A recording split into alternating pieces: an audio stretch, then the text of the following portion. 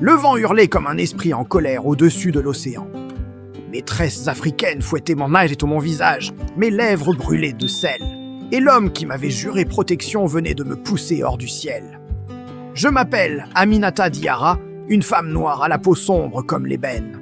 Ce matin-là, mes cheveux étaient soigneusement tressés et attachés, parce que mon mari disait qu'une épouse respectable ne devait jamais paraître trop libre. Quand son pied s'est écrasé contre mon ventre, j'ai compris trop tard. Je n'étais plus une femme, j'étais un obstacle. Pendant que je tombais, je les ai entendus crier par-dessus le bruit des pales. Cet héritage est à moi maintenant. L'océan en dessous semblait vivant, noir, immense. L'eau m'a frappé comme une punition ancestrale. Je me débattais, suffocant, pendant que l'hélicoptère disparaissait dans le ciel africain. Quand j'ai refait surface, seul au milieu de l'eau, j'ai compris. Ce n'était pas une dispute, c'était un sacrifice. Un sacrifice pour l'argent, le pouvoir. Mais je n'étais pas encore morte. Ma rage était plus forte que la peur, plus chaude que l'eau glacée. Je flottais, porté par une seule promesse, la vengeance. Chaque vague qui me frappait me rappelait son visage, le sourire narquois qu'il affichait quand il parlait de sa famille, de son honneur. Mon honneur à moi, il l'avait jeté à la mer. Mais il avait sous-estimé ma volonté de survivre. Je ne savais pas comment, mais je savais que j'allais m'en sortir. J'allais retrouver la terre ferme, et chaque pas que je ferais serait pour me rapprocher de lui, pour lui faire payer, pour reprendre ce qu'il m'avait volé. Pas seulement l'héritage de ma famille, mais ma vie, ma dignité, mon avenir. Le soleil brûlait ma peau noire pendant que je dérivais, mon corps meurtri flottant comme une offrande sur l'immensité bleue. Chaque vague était une caresse glacée qui me rappelait que j'étais seul, perdu au milieu de nulle part. Les heures s'étiraient, se confondaient avec le ciel infini. J'étais sur le point de lâcher prise, de laisser l'océan réclamer ce qu'il restait de moi. Et puis, je les ai vus. Une silhouette fragile dansant sur les vagues, un petit bateau de pêche qui se rapprochait. Deux hommes noirs. Leur peau sombre brillait sous le soleil impitoyable. Leurs vêtements étaient usés par le sel et le temps. Leur regard était dur, forgé par une vie de labeur. C'étaient des hommes qui avaient vu la mer avaler des vies sans jamais verser une larme. Des survivants. Quand ils m'ont hissé à bord, leurs mains calleuses, agrippant mes bras avec une force brute, je m'attendais à un mot de réconfort, une question, n'importe quoi. Mais il n'y a eu que le silence. Aucun d'eux n'a prié, aucun n'a demandé si j'allais bien. Ils m'ont déposé sur le plancher du bateau, entre les filets et l'odeur persistante du poisson. Leurs yeux me parcouraient, non pas avec pitié, mais avec une curiosité calculatrice. Ils m'ont regardé comme on regarde une trouvaille inattendue, une marchandise rare échouée sur leur chemin. J'étais un objet précieux, pas une âme en détresse. La peur, froide et insidieuse, a commencé à remplacer le soulagement. Je n'étais peut-être pas sauvé. J'étais peut-être simplement passé d'un piège à un autre. À travers mes lèvres gercées, j'ai réussi à murmurer quelques mots, ma voix un filet rauque. Je leur ai parlé de l'hélicoptère, de la chute, espérant que cette histoire invraisemblable susciterait leur compassion. L'un d'eux, le plus âgé, a eu un lent sourire qui n'atteignait pas ses yeux.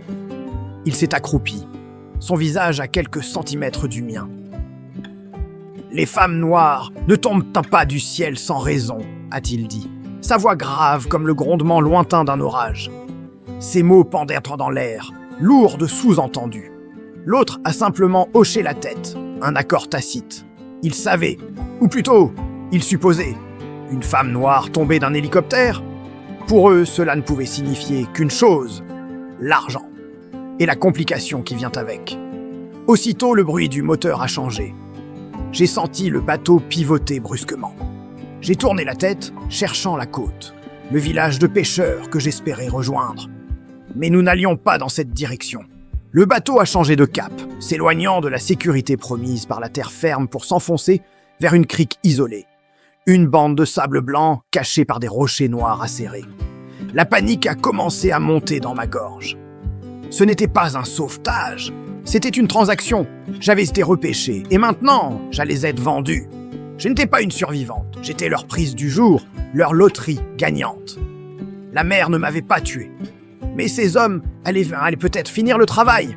Alors que nous approchions de la crique, j'ai vu un 4x4 noir garé sur le sable, presque invisible contre l'ombre des falaises. Son moteur tournait déjà, un ronronnement menaçant qui faisait écho au battement de mon cœur. Sur la plage nous attendait cette voiture, promesse d'un destin que je ne pouvais imaginer. Et l'homme qui en est sorti, marchant lentement vers le rivage, m'a glacé le sang plus sûrement que l'eau froide de l'océan. La silhouette m'était familière, trop familière. En s'approchant, son visage est sorti de l'ombre, et le monde s'est effondré sous mes pieds. C'était mon oncle Boubacar, le frère de ma mère, celui qui avait versé des larmes de crocodile aux funérailles de mes parents, me jurant qu'il veillerait toujours sur moi. Il portait un grand boubou clair, d'un blanc immaculé, un tissu luxueux qui contrastait violemment avec la saleté de la plage et la misère des pêcheurs. C'était l'habit de la fête, de la richesse, de la puissance. Il s'est arrêté au bord de l'eau, les pieds à peine effleurés par l'écume, et il m'a regardé. Il n'y avait aucune surprise dans ses yeux, aucune émotion. Juste le regard froid d'un homme d'affaires qui inspecte sa dernière acquisition. Les deux pêcheurs m'ont traîné hors du bateau et m'ont jeté sur le sable à ses pieds, comme un sac de grains. Mon oncle a sorti une liasse de billets et l'a tendue à l'un des hommes sans un mot. Puis il a baissé les yeux vers moi, moi qui étais là, trempé, blessé, trahi. Et il a dit, sa voix calme et tranchante comme une lame, « Une femme noire, riche, sans protecteur, finit toujours mal. » C'est là que j'ai compris. Il n'était pas venu me sauver. Il était venu me récupérer. Pour lui, j'étais l'héritage. J'étais le prix. Et mon cauchemar ne faisait que commencer. L'héritage, le sang et la trahison. Ils m'ont jeté dans un bâtiment isolé. Vous savez, un de ces projets inachevés qu'on voit partout en Afrique. Des murs de béton nus, un silence pesant et des hommes armés qui montaient la garde. Chaque seconde qui passait était une torture. J'essayais de comprendre. Pourquoi moi? Pourquoi ici? La poussière, l'odeur de la peur. Tout me ramenait à une seule question. Qui m'avait trahi à ce point? J'étais seul, loin de tout ce que je connaissais, piégé dans un cauchemar de briques et de silence. L'attente était insupportable. Chaque bruit de pas au loin me faisait sursauter. Je me demandais si j'allais sortir vivante de cet endroit, ou si ce serait ma dernière demeure, un tombeau de béton au milieu de nulle part. Mon cœur battait à tout rompre, un tambour dans le vide assourdissant de ma captivité. Et puis là, la porte s'est ouverte.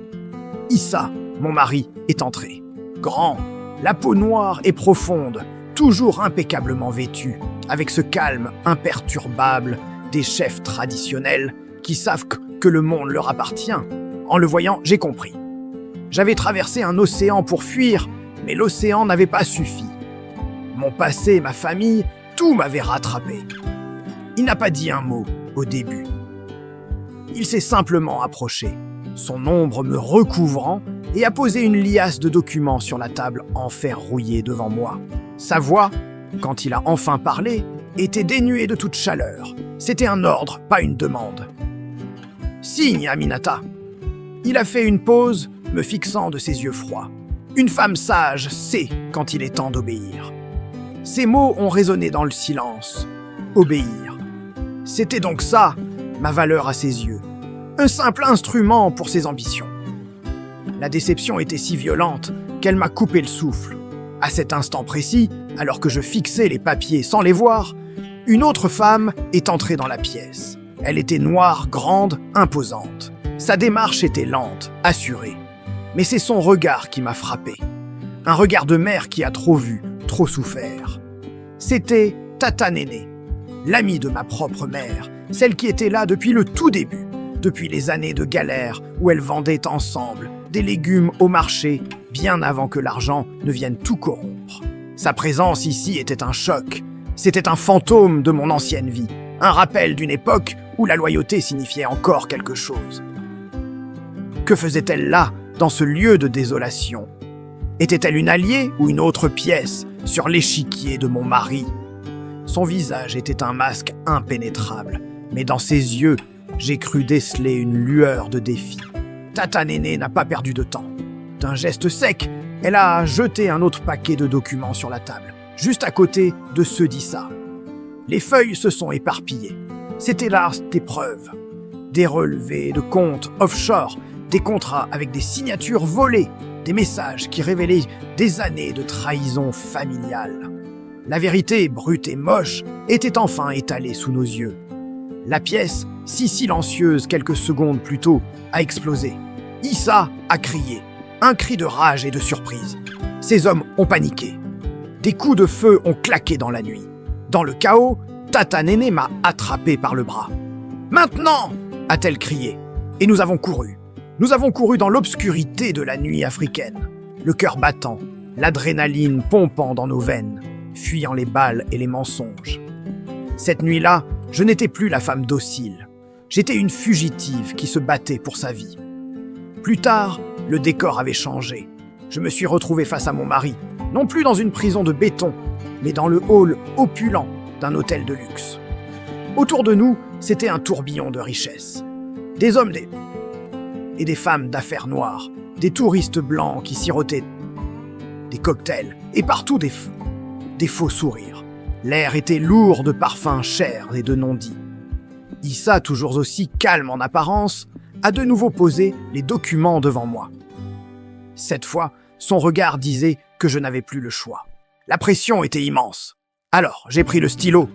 Sous le regard victorieux de mon mari et les yeux curieux des passants, j'ai signé, mais pas avec mon vrai nom.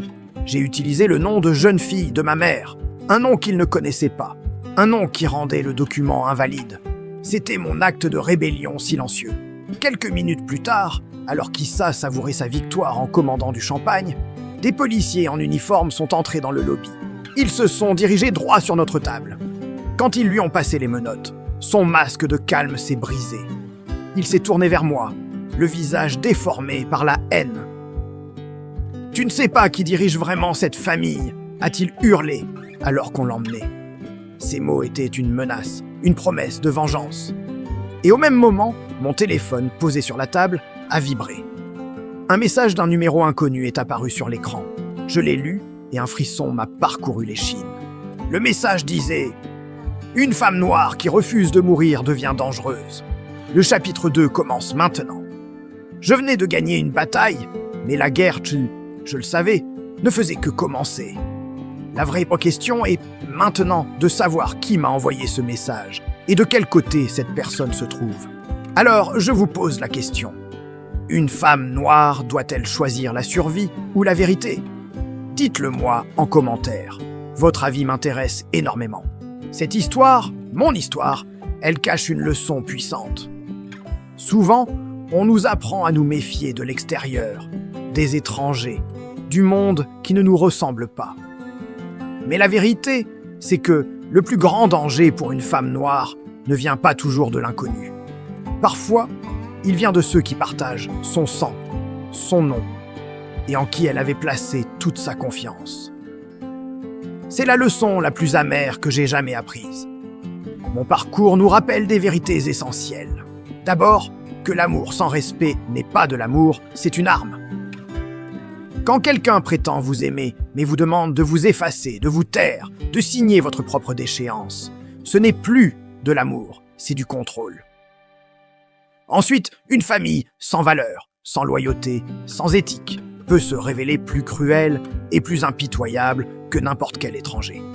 Les liens du sang ne garantissent rien, surtout pas la bienveillance. Et enfin, et c'est le plus important, la vraie force d'une femme noire, ce n'est pas son argent, ses diplômes ou ses relations. C'est sa lucidité, c'est sa capacité à voir clair, même quand tout est fait pour l'aveugler. Retenez bien ceci.